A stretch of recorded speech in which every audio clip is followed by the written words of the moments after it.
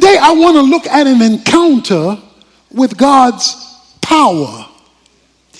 And this encounter with God's power comes in the context of a dilemma. So a dilemma is when you're in a no-win situation. Anybody here ever been in a dilemma? It's no-win. I mean, any direction that you look in is a lose-lose. You're in a dilemma. The most noted story in Israel's history, the crossing of the Red Sea, which was its biggest celebrated miracle, happened when they were simultaneously in a dilemma. But what I want you to catch today is that they had their divine encounter with God's problem in the context of a dilemma. So I want to prepare you today for an encounter with God, but I also want to prepare you for a dilemma that provides the context for that encounter. Now, the background to this is very clear. Moses has come through the 12 plagues, the 10 plagues, and he's now leading the children of Israel out of Egypt. Pharaoh has responded now finally to Moses' call to let my people go. And so the people now are on their way out from slavery to freedom. They're excited. They're looking forward. They've been told that there's this promised land, this purpose of God that God is going to take them to, and things are looking rosy. As they leave, on their way out, it says in verse 17 of chapter 13 that God did not lead them by way of the land of the Philistines, even though it was near. I want you to catch verse 18. Hence God led them. So watch this.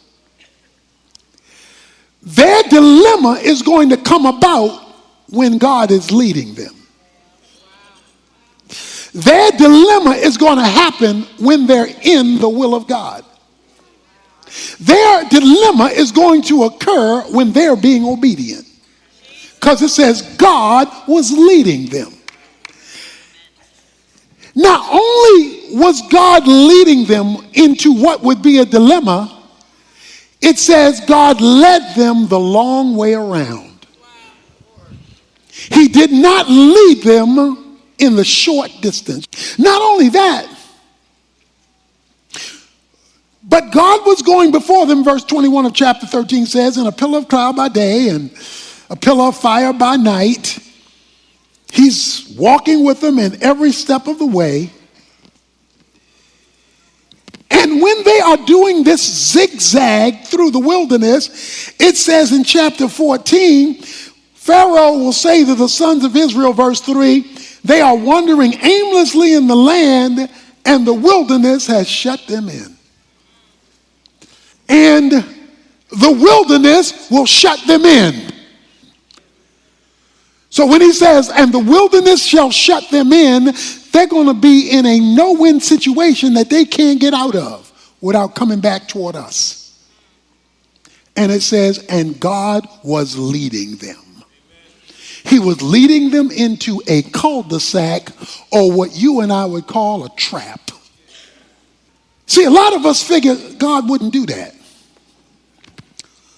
Oh, God does do that. And the reason God does that is because only in those contexts will you see that he's God. Because the one thing about a dilemma is you can't get out of it. The one thing about a dilemma is you don't see an exit. And every direction you look in is a trap. When God is ready to move you to a new spiritual experience with him, he will regularly do it in the midst of a contradiction and a conflict. And that is their scenario. Verse 4 says of chapter 14, thus I will harden Pharaoh's heart and he will chase after them. To harden the heart means to make you more rebellious than you already were. To harden the heart means to make you meaner than you already were. To harden the heart is to make you worse than you already were. I think the verse says, and God hardened Pharaoh's heart. Because when God is ready to give you a new experience with him, he will allow you to be put into a situation that only he can get you out of. When God is ready to make this move, doesn't matter who you know, what contacts you have, how much money you possess, or where you live, or the car you drive. When God is ready to give you a new experience with him, he will regularly trap you where you are. Verse 8 of chapter 14 says, the Lord hardened the heart of Pharaoh, king of Egypt, and he chased after the sons of Israel. They finally get out of Egypt. They've been praying to get out of Egypt. He lets them out of Egypt, then he hardens Pharaoh's heart to come after him. As Pharaoh drew near, verse 10, the sons of Israel looked, and behold, the Egyptians were marching after them. And they became scared. It says they were very frightened. And so the sons of Israel cried out to the Lord. Water here, Pharaoh and his chariots here, and they're closing in on the Jews, and so they are terrified. So they do what many Christians do. They cry out to God, help! Help! While simultaneously complaining to man. Verse 11, they said to Moses, is it because there were no graves in Egypt that you have taken us away to die in the wilderness? Why have you dealt with us in this way, bringing us out of Egypt? Is this not the word that we spoke to you in Egypt, saying, leave us alone, that we may serve the Egyptians? For it would have been better for us to serve the Egyptians than to die in the wilderness. So the conflict that they are in, the Red Sea and the Egyptians, produces a spiritual conflict within them. Because on the one hand, it says they cried out on God. But then on the other hand, it says they complained to Moses. So I'm calling on God, but I'm blaming man. Not only that, but I'm confused, because a dilemma will confuse you. They said, did not we tell you leave us alone? We were happy being a slave in them cornfields. We were happy being a slave picking that cotton. We were just swing low, sweet chariot. We were just happy slaves in a dilemma, and God himself is confusing you. You must appeal to someone, if you cannot appeal to yourself, who has a spiritual perspective. See, if you're confused and you're only talking to other confused people who do not share a proper view of God, then all you're going to do is reinforce the frustration of your dilemma. If God has allowed you to be there because you're in the will of God, even though you are confused, then God alone has to give you clarity. And so even though they were complaining about Moses, only Moses could give them the proper perspective, because Moses was in touch with God. So Moses said to the people, because they're crying out to God and complaining at the same time. So Moses says to the people, do not fear. Stand by and see the salvation of the Lord. So he brings in a spiritual perspective to their human dilemma, which he will accomplish for you. The Egyptians whom you have seen today, you will never see them again. The Lord will fight for you while you are silent, not while you are talking. What he's referring to was the complaining they were doing. Not the crying out to God, but the complaining. God will fight for you while you keep silent. They were now in the position of submitting to spiritual authority. You must have spiritual authority in your life. Spiritual people to whom you can appeal when you don't have spiritual answers yourself. And all you can see are the circumstances. Verse 15. Then the Lord said to Moses, why are you crying out to me? Tell the sons of Israel to go forward. He says to Moses, why are you crying out to me? Tell Israel to go forward. Now, the problem with that verse is there's nothing stated about Moses crying out to him. There's no statement about Moses crying. It's that the people cried out, but then God turns to Moses and says, why are you crying out? Says, what I want you to do is tell the people now it's time to move. Tell them to move forward. Now, here is a principle. He had just said, stand still. Do nothing. But now he gets another message that says, tell them now to go forward. So here it is. When God puts you in a dilemma and there is nothing that you can do or should do, you do nothing. When God hasn't given you something to do, that means there is not something he wants you to do yet. But now he tells them to move forward. It says by faith they crossed the Red Sea. Remember, faith is in your feet, not in your feelings. Hebrews 11:29 says they did it by faith. Because faith often has to operate when fear is present. Okay? Faith does not automatically eradicate fear.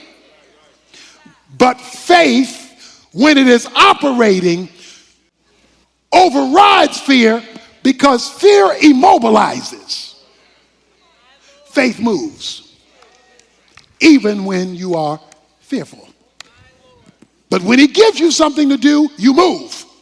He says, tell the people to move. And so the people move. Moses, lift up your staff. He lifts up the rod, now called the rod of God. He says, I will, again this word in verse 17, harden the heart of the Egyptians. I'm going to make them harder. I'm going to make them hate you more. I'm going to make them come after you worse than before, so that they will go in after them, and I will be honored through Pharaoh and his army, through his chariots and his horsemen. So Moses stretches out his hand with the rod, verse 21, and the Lord swept the sea back by a strong wind all night and turned the sea into dry land, so the waters were divided. The sons of Israel went through. Verse 23, then the Egyptians took up pursuit. To see a sea open up, the water wall on both sides, this whole army of almost 2 million people walking through, and you go in there after them. You got to be crazy. But they were made crazy by God hardening their heart. So God may be hardening the heart of your coworker, making them treat you bad worse. He may be hardening the heart of your boss, making him treat you worse, or that person in your life, or that circumstance. See, that's why you got to be in the will of God, because when he makes it worse, he's using it.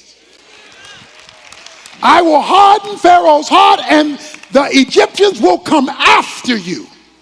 It says in verse 31, when Israel saw, say saw, See, not they ain't heard, they saw. When Israel saw the great power which the Lord had used against the Egyptians, the people feared the Lord, and they believed in the Lord and in his servant Moses. Why does God put you in a dilemma when you're in his will? So you can see something. It says, when they saw the power of the Lord, they encountered God's power. They said, you know what those people were saying? They said, take us back to Egypt. You know what God was trying to do? He was trying to deliver them from something in their past. Egypt was their past. But you can get so used to yesterday that when the day goes bad on you, you want to go back. He says, I'm going to deliver you from yesterday because I have a different tomorrow. But for me to deliver you from yesterday, to take you to a different tomorrow, I'm going to create confusion today. So I want you to look at your dilemma that you're either in or that you will face differently. If you're not walking by faith but only walking by sight, begin to walk by faith and no longer live a life of complaining. Acknowledging the reality but not blaming man for something God has done. Because you now have this bigger view of God who wants to show you his power so that he can blow your mind in a catch-22. I want to conclude my time with telling you one of my dilemma moments. We were meeting at a school in the early days of our ministry. The school board said we could no longer meet there. We would have to, in a couple of weeks, find another place. We were in a catch-22. We were in a dilemma. What would we tell the people? We went back to the school board and asked them for an extension of time. They said they do not think we can get it because there were too many board members with this whole thing of church and state that were against the church meeting in a school. But then they said, but we will have a final official vote. But the person who we talked to said, let me tell you now, there are too many people against you. All we did was call on God to intervene and to do something that was out of our hands. It was now the day of the vote, and we knew the votes were against us. We'd been told that by an insider. The meeting was supposed to happen at a certain time, but the time went on and on and on. I guess we're sitting out there close to 2 hours when it should have been finished in 30 minutes, waiting for a decision. Finally, a lady comes out of the meeting. She says, I am sorry it's taken so long, but 2 of our board members are missing. They have not yet gotten to the meeting. So we tried to wait for them so we could have a full council vote, but they have not showed up, and we have decided to go ahead with the vote. We went ahead with the vote, and by one vote, you have gotten approval to stay in the school. By one vote. When she finished coming out, the 2 who were missing rushed in. The 2 who were missing rushed in, but the vote had already been taken. Oh, but that's not the good part of the story. The good part of the story is why they were late. These 2 decided to ride together. When they decided to ride together, they got off of Polk and 67, and there was an accident at the light. The accident at the light held up traffic for almost 2 hours where the traffic could not move. So within that 2 hours, the vote was taken.